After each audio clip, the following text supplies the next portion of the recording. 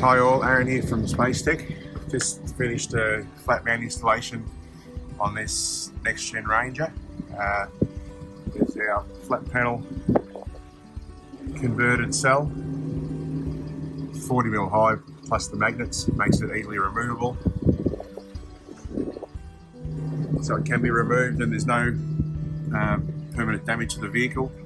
We just use adhesive cable management clips that goes down behind the seat.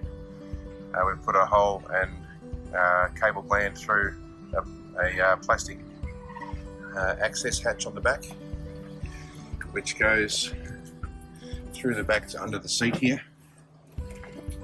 where we've got star power installed.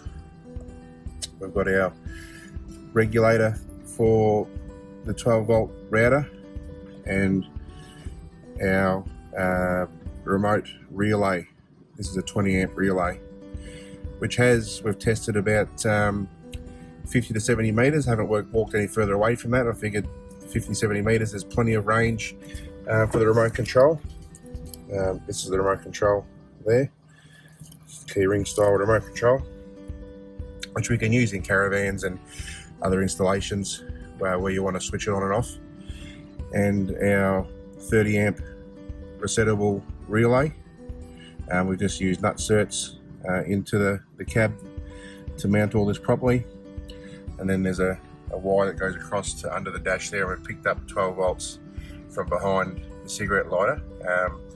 The Ranger is a bit forgiving. We can use the cigarette lighter wires. They do run 20-amp wiring, and the Ranger while running has a voltage of about 14.8 volts, so perfect voltage for the star power, and we're not going to see too much voltage drop as it boots up.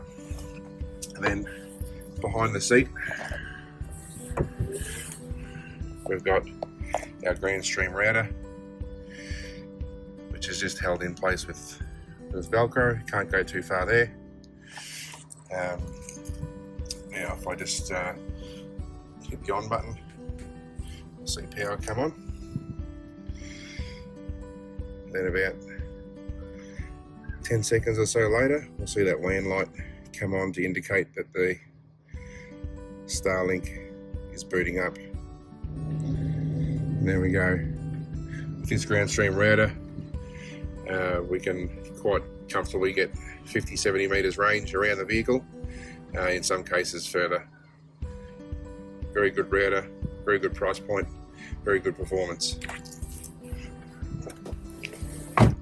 And that's it.